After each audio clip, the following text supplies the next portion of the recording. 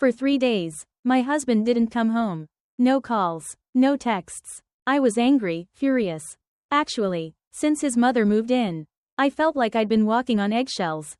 I kept thinking, what more do they want from me? But in the middle of all that frustration, something felt off. I couldn't keep food down.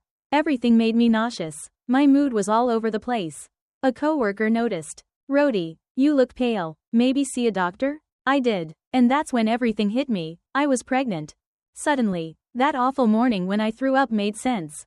There it was, life, growing inside me. And yet, I was alone in it.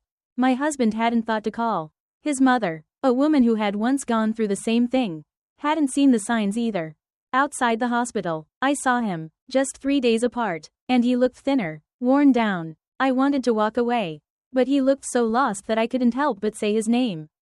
He turned, saw me, and looked right through me. Like I was a stranger. No warmth, just bitterness. His eyes cut straight through my heart. I flagged a cab. As it pulled up, part of me wanted to scream. "I'm carrying your child." I imagined him lifting me up again, like before, spinning me in his arms.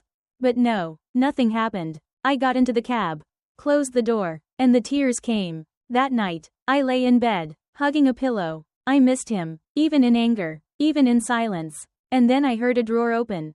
I flipped on the light. He was there, face full of tears, pulling out cash and a bankbook.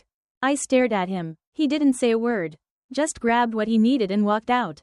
That was it. I laughed through the tears. How neat, I thought. Love and money, separated cleanly. The next morning, I didn't go to work. I needed clarity. I decided to go talk to him. When I got to his office, the secretary looked surprised. "You haven't heard?" she said.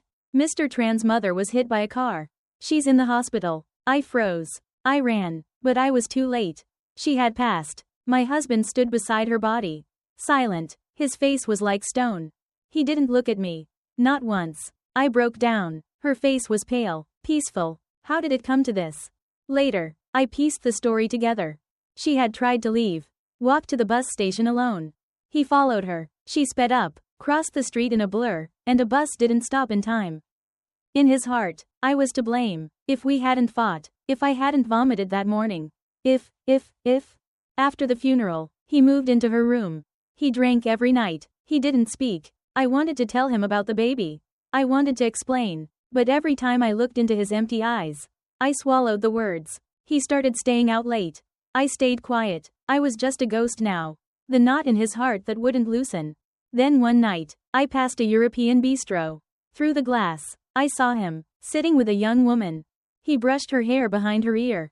I froze. Then I walked in. I stood there, in front of their table. She looked nervous, tried to leave. He held her hand, made her sit, and he stared at me, right in the eyes. I heard my heart in my ears, pounding painfully slow, like it was giving up.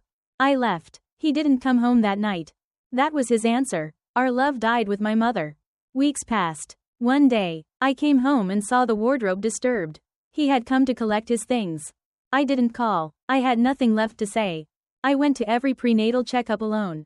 Seeing husbands helping their wives, hands on their backs, their bellies, broke me. Coworkers whispered, "You should just terminate it." But I couldn't. This baby was all I had left to hold on to. A way to honor her memory. Maybe even fix something. Then one day, I came home. He was sitting in the living room. Smoke thick in the air.